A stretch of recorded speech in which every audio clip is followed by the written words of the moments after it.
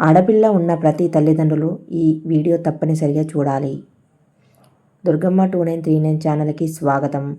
ప్రస్తుత రోజులలో కూడా టెక్నాలజీ ఎంత పెరిగినా చాలా చోట్ల ఆడపిల్ల పుట్టిందని భార్యను వదిలేయడం, ఆడపిల్లల్ని చంపివేయడం మనం చూస్తూనే ఉన్నాం. మగపిల్లవాడు పుడితే ఏదో అదృష్టమని, ఆడపిల్ల పుడితే అరిష్టమని భావించేవారు మన సమాజంలో చాలామంది ఉన్నారు. ఆడపిల్ల పుడితే అసలే ఈ ఆలోచన ఎందుకు వస్తుంది? ఇంట్లో ఆడపిల్ల పుడితే లక్ష్మీదేవి పుట్టినట్టే అని మన పెద్దవాళ్ళు చెబుతూ ఉంటారు. ఇది నిజమేనా? ఎందుకు అలా చెబుతారు? అసలు ఎవరి ఇంట్లో ఆడపిల్ల పుడుతుంది అనే విషయాల గురించి ఇప్పుడు మనం తెలుసుకుందాం. ఎలాంటి పనులు చేయడం వల్ల వారింటికి కూతురి వల్ల సంపాదన లభిస్తాయి అని అర్జునుడు శ్రీకృష్ణుడిని అడుగుతాడు. అప్పుడు శ్రీకృష్ణుడు అర్జునుడికి ఇలా చెప్తాడు. ఎవరి ఇంట్లో అయితే కూతురు పుడుతుందో వారు తమ పూర్వజన్మలో ఎన్నో పుణ్యకార్యాలు చేసి పుణ్యం సంపాదించి ఉంటారు.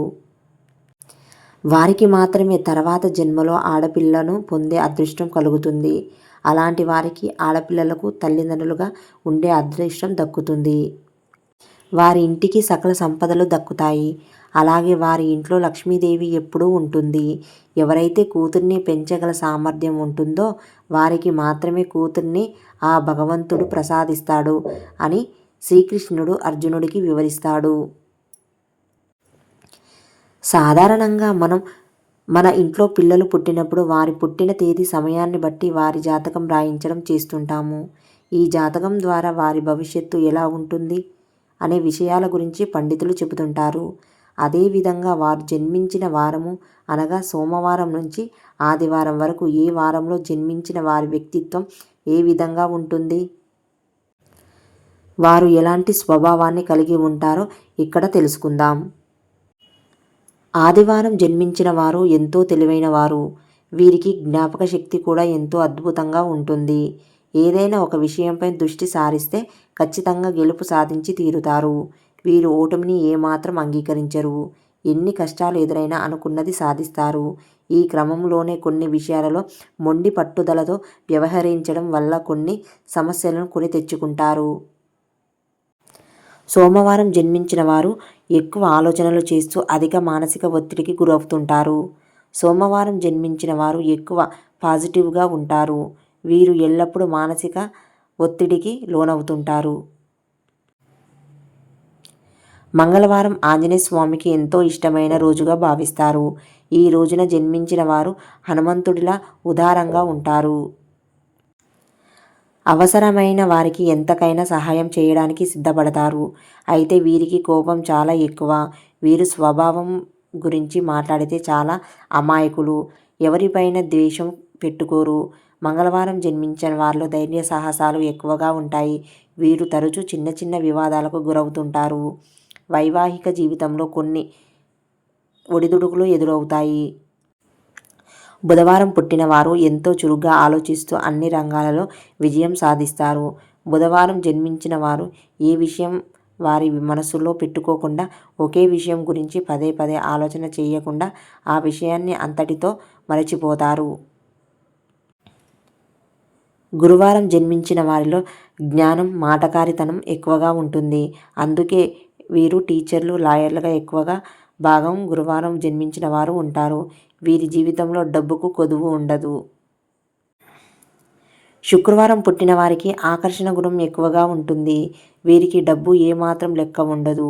ఎంత పడితే అంత ఖర్చు పెడుతూనే ఉంటారు. విందు వినోదాలలో పాల్గొనడం వీరికి ఎంతో ఇష్టం.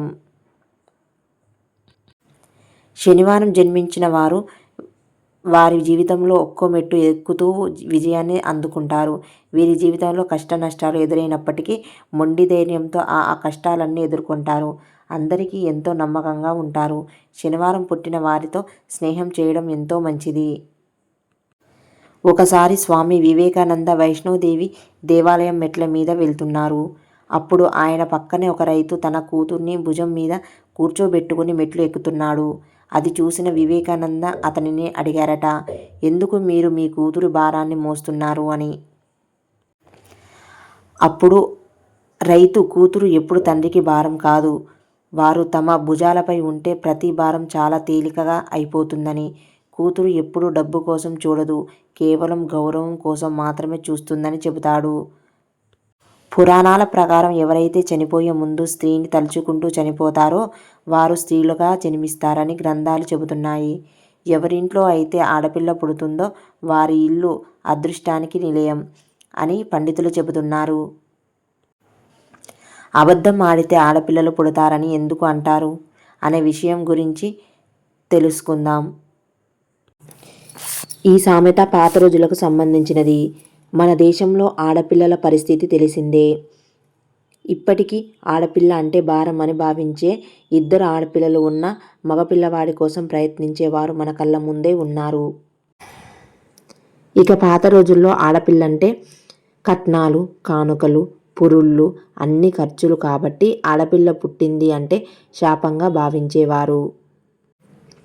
అబద్ధాలు ఆడడం తప్పు అంటే జనాలు వినరు కాబట్టి వారికి భయం కలిగేలాగా అబద్ధం చెబితే శిక్షగా ఏదో అనార్థం జరుగుతుందని భయం పుట్టిస్తే కొంతవరకైనా ఆగుతారని అబద్ధాలు ఆడితే ఆడపిల్ల పుడుతుందని సామెత పుట్టింది. ఈ వీడియో కనుక మీకు నచ్చినట్లయితే మన ఛానల్ని సబ్స్క్రైబ్ చేసుకోండి, లైక్ చేయండి, షేర్ చేయండి.